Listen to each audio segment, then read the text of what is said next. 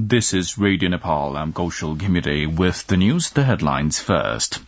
Election Commission says vote counting of November 20th elections completed.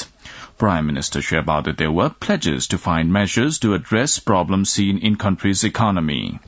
Chinese President Xi Jinping making an official visit to Saudi Arabia, and Portugal and Morocco make it to quarterfinals of the ongoing FIFA World Cup 2022.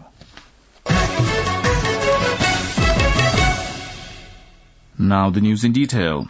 The vote counting for November 20th elections has concluded. The Election Commission completed the vote counting under the proportional representation category yesterday, while it had announced the final vote count results of the first-past-the-post system on Monday. Election Commission Secretary and Chief Returning Officer for the Proportional Election System, Gokarnamani Duwadi, said over 10,560,000 votes were counted during the vote count. Chief Returning Officer Duwadi said a total of 17,988,570 voters were eligible to cast their vote. Of them, the voter turnout remained at 61%. In the proportional representation category, the CPN-UML stood first in the vote tally, followed by the Nepali Congress. The UML has garnered 2,854,641 votes. The Nepali Congress is in the second position with 2,715,225 votes. Likewise, the CPN Maoist Centre is in the third place in the proportional category vote tally with 1,165,684 votes. Similarly, the Rashtriya Swatantra Party is in the fourth place with 1,130,344 votes. The Rashtriya Prajatantra Party has received 588,849 votes. Likewise, the Janta Samajwadi Party has got 421,313 votes, followed by the Janamat Party with 394,655 votes. Prime Minister Shabada Dewa has pledged to find a measure to address the present crisis seen in the country's economy. In a meeting with the delegation of the Federation of Nepalese Chambers of Commerce and Industry at Balwatar yesterday, the Prime Minister assured the business community that he would take the initiative to resolve the problems surfaced in the country's economy. As per the statement issued by the Federation yesterday, the head of the government pledged to consult with the Finance Ministry and Nepal Rashtra Bank and come up with some immediate measures. The Federation has been putting forth its demands, including placing measures to stabilize interest rate through mobilizing monetary instrument, managing liquidity challenge, and implementing current capital guidelines. Nepali Congress General Secretary Vishwa Prakash Sharma has said the country needs a youth leadership to realize political transformation.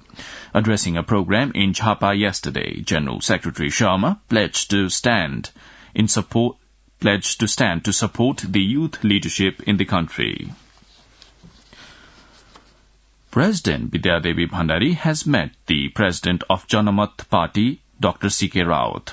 In the meeting held at the President's office at Sital Niwas yesterday, matters relating to contemporary politics were discussed, according to President's Chief Personal Secretary Dr. Bhesraj Adhikari. Since being elected from Saptari Constituency No. 2 to the House of Representatives, Leader Raut has held a series of meetings and discussions with various personalities, including top Ras party leaders. Earlier, he met with Nepali Congress President and Prime Minister Shabada Dewa, Chairperson of CPN Maoist Centre Pushpa Kamal Dal Prachanda, and Chairperson of CPN Unified Socialist Madhav Kumar Nepal. Minister for Culture, Tourism and Civil Aviation, Jeevan Ram Shrestha, has stressed the need for validating Nepal Sambat as the national calendar. Addressing a symposium in Kathmandu yesterday, Minister Shrestha pledged to do all the needful to validate Nepal Sambat as a national calendar. Home Minister Balkrishna Kant, Finance Minister Janardhan Sharma and Minister for Industry, Commerce and Supplies Dilendra Prasad Badu have called for government's intervention, saying that the current monetary policy and the interest rates set by banks would invite serious problems to the country's economy. In the cabinet meeting held yesterday, Home Minister Kant said he put forth the view that there will be a serious impact on the industry, business and economy of the country if the matters were not addressed immediately. The Asian Development Bank has approved a $200 million concessional loan to help the government of Nepal strengthen equity, quality and resilience of its school system. According to the ADB, the program will assist the implementation of the first 5 years of the government's School Education Sector Plan 2021-2030 in a sector-wide approach.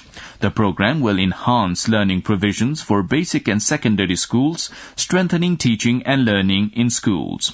ADB Principal Social Sector Specialist for South Asia, Rudy Van Dale, lauded Nepal's efforts to improve access to education, saying still there were more to do to ensure equity in the education system. Meanwhile, the ADB will provide an additional $1 million in technical assistance grants from its Technical Assistance Special Fund and administer the equivalent of a $600,000 grant from the government of Norway to support capacity building activities. The grant also aims to strengthen program management and coordination and improve the monitoring and reporting capability of the Ministry of Education, Science and Technology. Nepal's infant mortality rate has declined during the period of the last 5 years.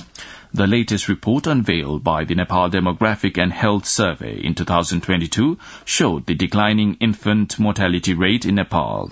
As per the report, Nepal's infant mortality rate has declined to 33 deaths among 1,000 infants.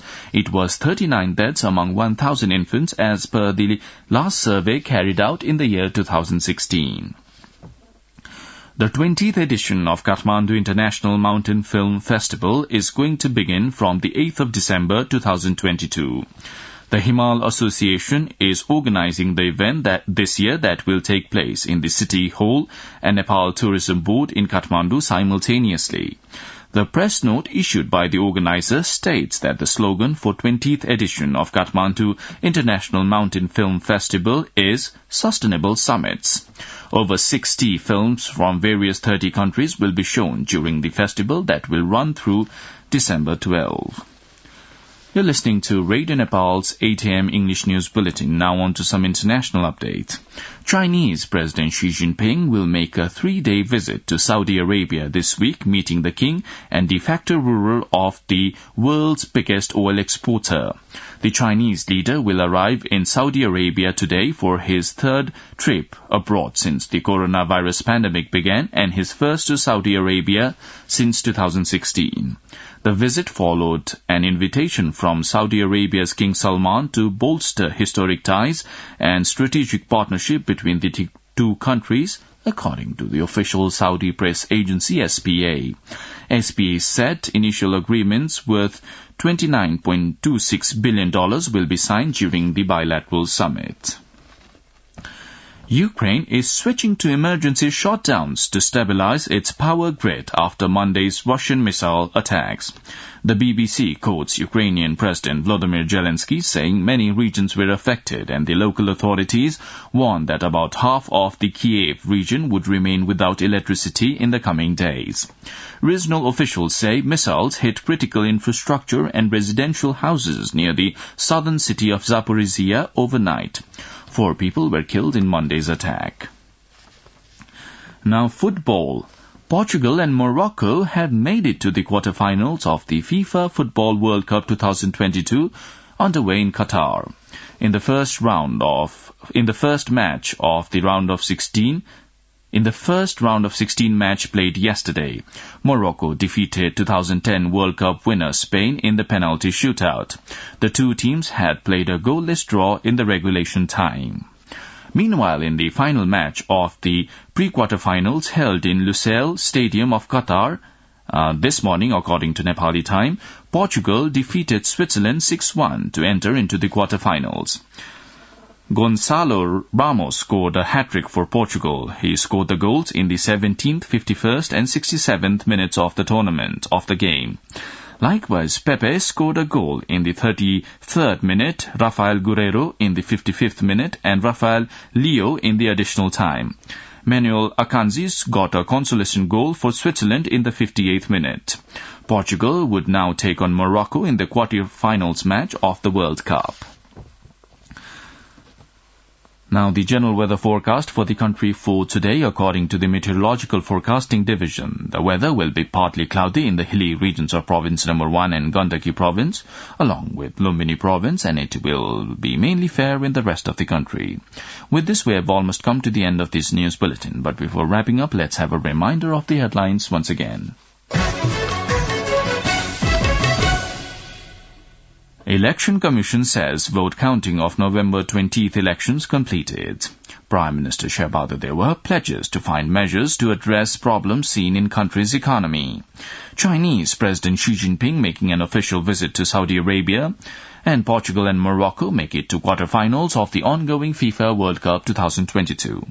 Well, that's all the news we have for this bulletin. Our next bulletin in English will be at 2 in the afternoon. You can also listen to us online at our website www.onlineradionepal.gov.np.